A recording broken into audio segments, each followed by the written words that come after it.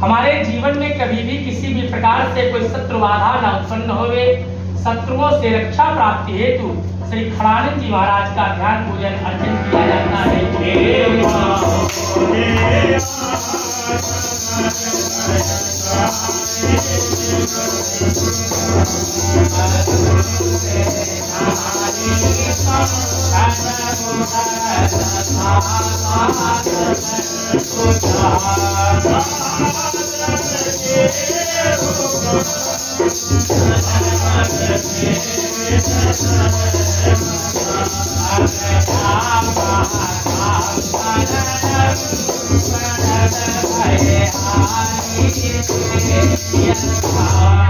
स्वामी कुमाराय नमः। ध्यानार्थे हस्तो पुष्पाणि समर्पयामि। आप अपना पुष्प सीधा कर दे, सीधा पुष्प अच्छा लगता है। ये बात आगे बढ़ जाओ, उस पुष्प को सीधा कर दो। गुलाब वाले जितने फूल हैं सब संभाल के रख दो। चलिए पुनः हाथ से पुष्प ले लीजिए। यहाँ पर स्टेज पर शिव पंचायतन बनाया गया। ध्यान दे अंकल जी, ये शिव पंचायतन बनाया गया। यहाँ पर 5 देवता आपको विराजित दिखाई दे रहे हैं। 4 देवता और हैं जो अप्रत्यक्ष रूप से हैं और शिव गण है, प्रधान गण है। इनका भी हम लोग ध्यान पूजन करेंगे। उनको पता है क्या कहा जाता है? जो भोले बाबा के अप्रत्यक्ष गण हैं उनको कहा जाता है अधिगण या आदिदेव। 5 और 4 वो मिलाकर के 9 हो गए। ये 9 है आदिदेव और भोले बाबा महादेव। ये आदिदेव और वो महादेव। अब हम लोग चलते हैं भोले बाबा के अधिगण हैं जो अप्रत्यक्ष रूप से इसी पीठ पर उनका ध्यान पूजन किया जाएगा, जिनका नाम है वीरभद्र जी महाराज। वीरभद्र जी महाराज हैं कौन? ये भोले बाबा के शस्त्र हैं। आप लोग समझ गए होंगे। त्रिशूल के स्वरूप में उनका चिंतन किया जाता है। जब जब देवताओं के ऊपर, दानवों के ऊपर, संतों के ऊपर, ब्राह्मणों के ऊपर कोई विषम परिस्थिति आई, भोले बाबा के तो भक्त देवता भी हैं और असुर भी हैं, ब्राह्मण भी हैं और संत भी हैं। भोले बाबा को सबने पसंद किया। हाथ जोड़ करके, हाथ में पुष्प लेकर के श्री वीरभद्र जी महाराज का ध्यान करते हैं। क्यों? क्योंकि हमारे यहाँ भी धार्मिक अनुष्ठान है। परमात्मा हमारे इस धर्म की रक्षा करें।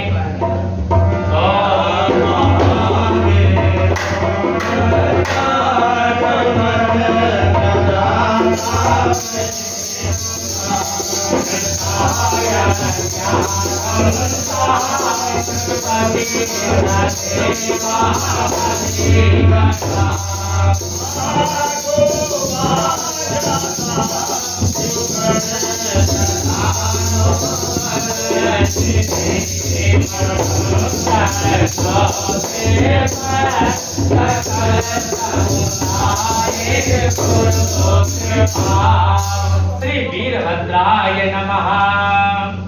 ध्यानार्थे हस्तो पुष्पाणि समर्पयामि। पुनः हाथ में पुष्प ले लें। भगवान भोलेनाथ के एक और गण हैं जो अप्रत्यक्ष रूप से यहाँ पर विराजमान हैं। आप सोच रहे होंगे कौन से गण हैं? इनका नाम है श्री कुबेर जी महाराज। कुबेर जी महाराज हैं कौन? कुबेर जी महाराज लक्ष्मी जी के अधिपति हैं। आज की भाषा में कहा जाए तो ये RBI गवर्नर हैं। जब तक विड्रॉल पर साइन नहीं होगी कुबेर जी महाराज की, तब तक लक्ष्मी जी की प्राप्ति हमें नहीं होने वाली। लक्ष्मी कृपा के निमित्त हम लक्ष्मी कृपा के पूजन से पूर्व पहले कुबेर जी महाराज को मनाते हैं। मालिक तक पहुंचने के लिए पहले मैनेजर को मनाना पड़ता है। तो ये मैनेजर है लक्ष्मी जी के। लक्ष्मी जी कौन है? लक्ष्मी 2 प्रकार की होती है। लक्ष्मी 2 प्रकार की होती है। एक लक्ष्मी होती है, लक्ष्मी का वाहन बताया गया उल्लू। तो जो उल्लू वाली लक्ष्मी होती है, उल्लू बना के चली जाती है। दूसरा वाहन बताया गया गरुड़। जब लक्ष्मी जी भगवान नारायण के साथ में गरुड़ पर आरूढ़ होकर के आती हैं तो यहाँ पर स्थिर हो जाती हैं। और स्थिर हो जाती हैं तो लक्ष्मी जी का निवास स्थान कहाँ है? आप पुराण के प्रवक्ता हैं लेकिन बताते हम हैं आपको। लक्ष्मी जी का निवास स्थान बताया गया निवसति हृदयेषां श्री हरिर्भक्तिरेकः। वैष्णवों के हृदय में, वैष्णवों के वक्ष स्थल पर लक्ष्मी जी का निवास स्थान बताया गया। निवसति हृदयेषां श्री हरिर्भक्तिरेकः। और जब लक्ष्मी मैया इस भवन में आ जाएंगी, इस भवन में लक्ष्मी मैया आ जाएंगी, इसको सजा संवार के एकदम सुसज्जित कर देंगी। तो नारायण पीछे से अपने आप चले आएंगे। जब नारायण आ जाएंगे इस भवन में किसी भी वस्तु की कोई कमी नहीं रह जाएगी। हाथ जोड़ करके पहले कुबेर जी महाराज को मनाते हैं।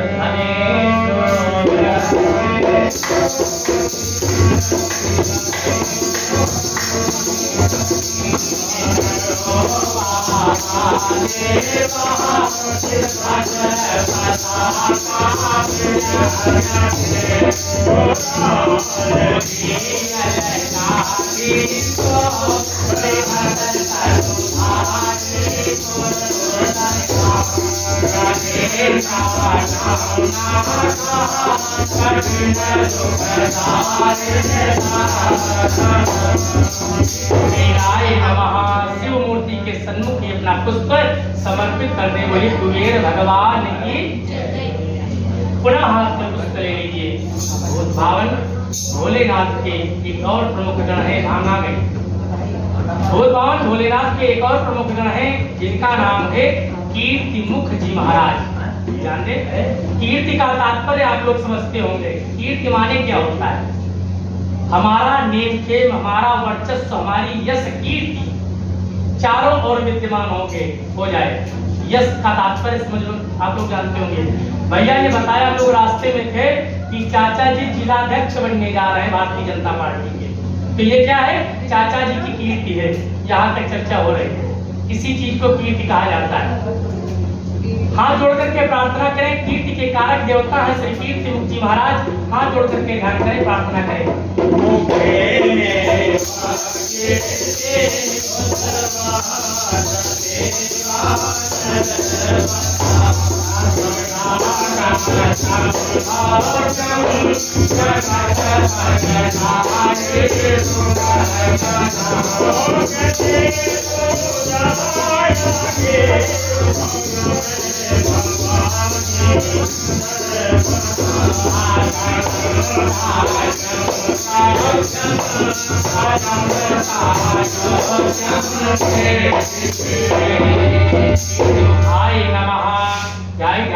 हस्तों पुष्पाणि समर्पयामि। पुनः हाथ में पुष्प ले लीजिए। साक्षात धर्मावतार, धर्म के स्वरूप, आनंद के कारक धर्मावतार किसको बताया गया? नंदी बाबा को बताया गया। नंदी बाबा धर्म के अवतार बताए गए, आनंद के कारक, प्रसन्न चित्त रहने वाले। नंदी बाबा जहाँ भी रहते हैं माहौल को प्रसन्नता में बदल देते हैं। ये स्वभाव है नंदी बाबा का। साथ ही ये भोले बाबा के वाहन भी हैं। वाहन इत्यादि की सुख की कामना हेतु भी नंदीश्वर महाराज का ध्यान पूजन किया जाता है। यहाँ भी नंदी बाबा की कृपा कोई कम नहीं है, क्योंकि भोले बाबा के वाहन है। घर में यदि आर्टिगा है तो BMW जगुआर की व्यवस्था शीघ्र हो जाए। तो डॉक्टर साहब वो गाड़ी लाए, उसका नाम उनको नहीं पता, इससे और बड़ी वाली आ जाए। हाथ जोड़ करके नंदीश्वर महाराज का ध्यान करें।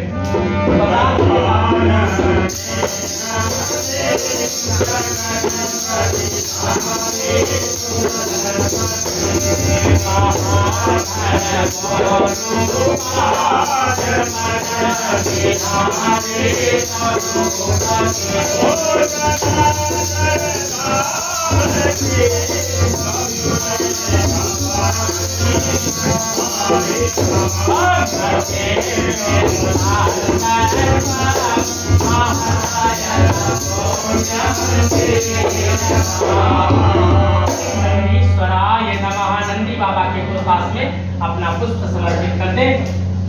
पुनः हाथ में पुष्प ले लें। नीले कलर का पुष्प ले लें, सबके डलिया में होगा। हाँ, अब आप सोच रहे होंगे नीला पुष्प क्यों लिया? करालम महाकाल कालम कृपालम, भूत भावन भोलेनाथ के गले में नित्य निरंतर विद्यमान रहने वाले एक देवता हैं, जिनका नाम है श्री सर्पदेव महाराज। इनका पूजन क्यों किया जाता है? हमारे जीवन में कभी भी किसी भी प्रकार से कोई विष संबंधी दुर्घटना न ग्रसित होवे। हमने संकल्प में भी दोहराया, आकस्मिक भय किसी भी प्रकार से कोई आकस्मिक भय हमारे जीवन में न व्याप्त हो, स्वतंत्र जीवन जिए, इस कामना से सर्पदेव महाराज का पूजन किया जाता है।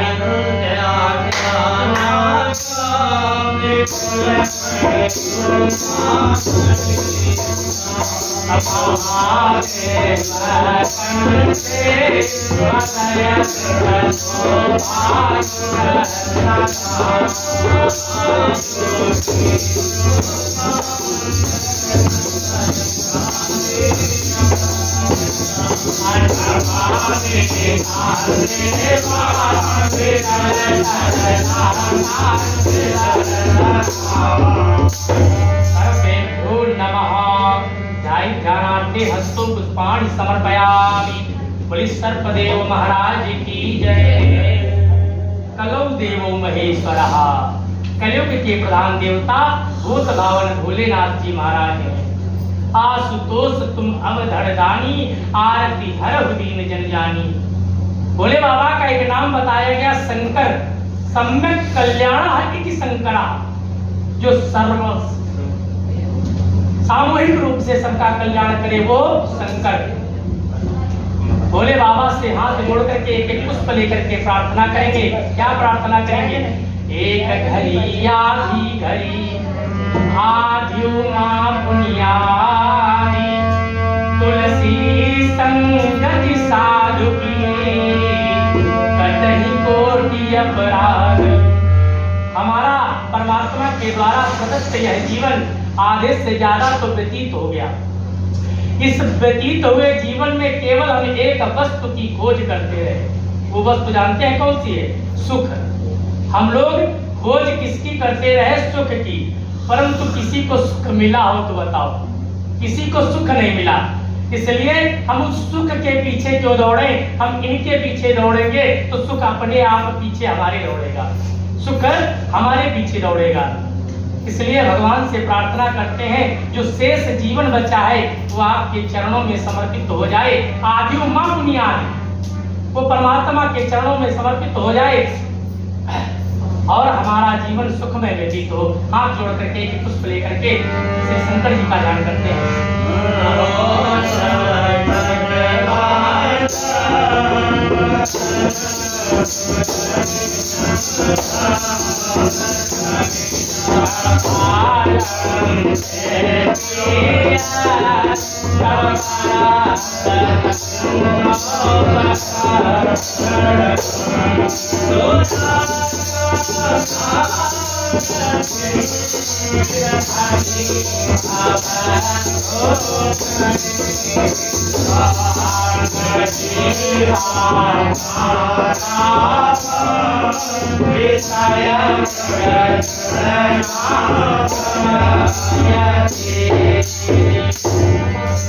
हाथ जोड़ करके भोले बाबा का निवास स्थान कैलाश पर्वत बताया गया। भोले बाबा से प्रार्थना करें वो कैलाश मानसरोवर से चल करके हमारे आपके सन्मुख विराजमान इन मिट्टी की मूर्तियों में निहित हो जाए, ताकि आज की पूजा का अर्चना का हमको आपको सबको वह फल प्राप्त होवे जो कैलाश मानसरोवर दर्शन पूजन का होता है। भोले बाबा से प्रार्थना करें। कैलाश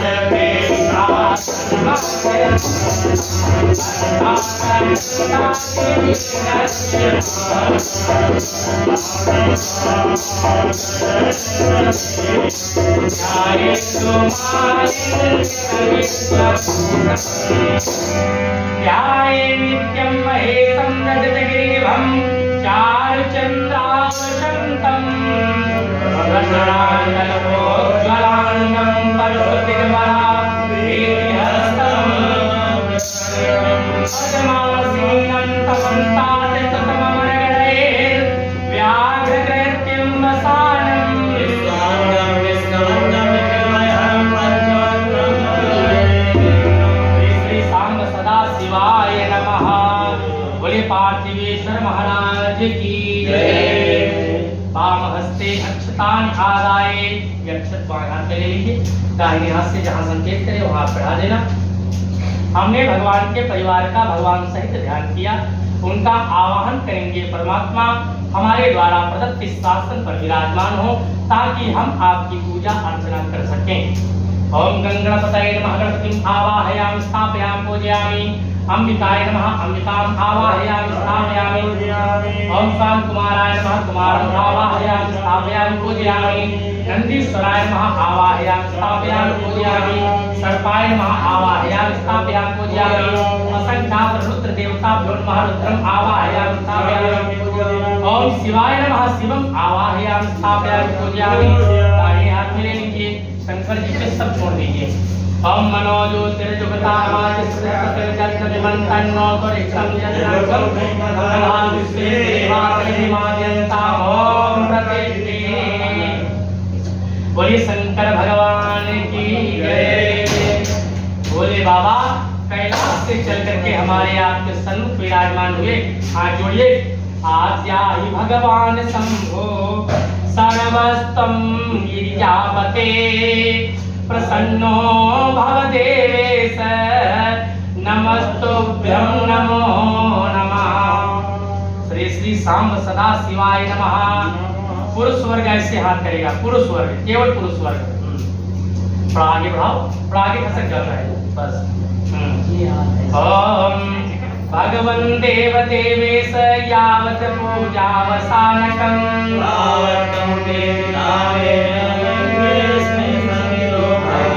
भगवन् देव देवेश यावत् पूजावसानकं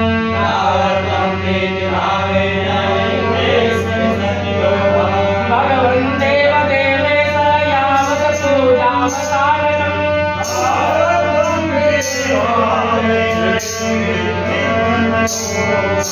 श्री शाम सदा शिवाय नमः।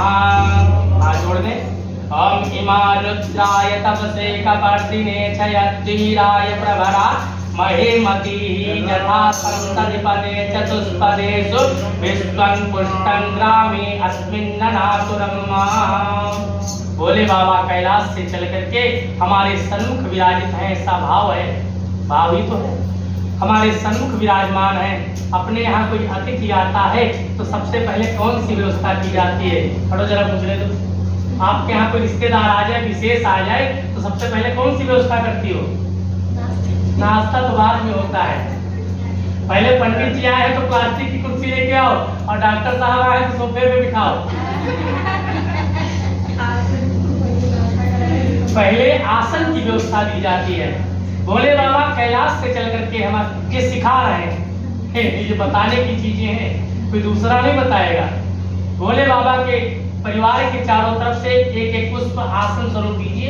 एक लोग दे दो, कोई भी, हाँ एक लोग कोई भी आसन एक ही व्यक्ति देता है। चलिए रखिए, रखिए गणेश जी के पास, पहले गणेश जी के पास, माता जी के पास एक एक पुष्प आसन दीजिए। महादेव राजराजेश्वरभ्य आसन शंकर जी के सामने एक बेल पत्र का आसन दे दें। सामने आसन नीचे देना है, आसन नीचे। हाँ ये बात। श्री सांब सदा शिवाय नमः। ये जल सामने रख लीजिए। है लोटा हमारे पास, ये लोटा ले लीजिए। दूसरी व्यवस्था जानती हैं क्या होती है? अपने यहाँ कोई अतिथि आता था तो सबसे पहले कौन सी व्यवस्था की जाती थी? आसन। लेकिन एक परंपरा थी, जो बुजुर्ग अतिथि आते थे तो सबसे पहले उनके चरण धुलाए जाते थे, हस्त प्रक्षालन कराया जाता था, कुल्ला करते थे, स्नान करते थे और कहते थे हम पैदल चल करके आए हैं, तभी आपके घर का जल ग्रहण करेंगे। ऐसा देखा होगा आपने, है ना? अब तो लुप्त है, अब परंपरा ही बंद है। अब परंपरा जानते क्या है? अब परंपरा बंद है। अब परंपरा जानते क्या है? अब आज की परंपरा में चप्पल जूते पहन करके भोजन बनाया जाता है और चप्पल जूते पहन करके भोजन किया जाता है। ये परंपरा लागू हुई। एक परंपरा और लागू हुई।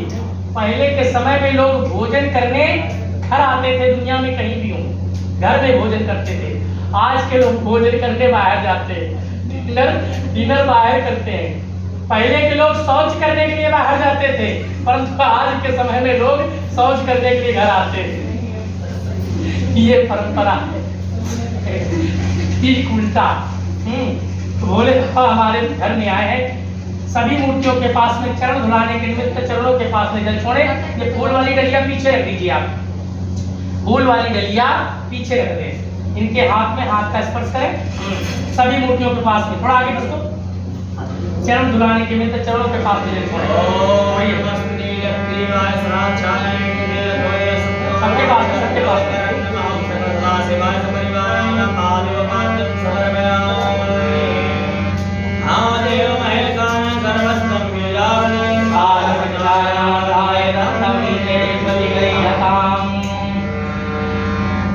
रोक दें फिर से, जैसे सूर्य भगवान को फिर से चालू कर दें। ऐसे दोनों हाथ लगा करके हो गया 20 मिनट होगा, फिर चालू कर दें। फिर से 20 मिनट को होगा, फिर से चालू कर दें। बताया हमने, बहुत बड़ा हो जाएगी। दोनों की तभी तक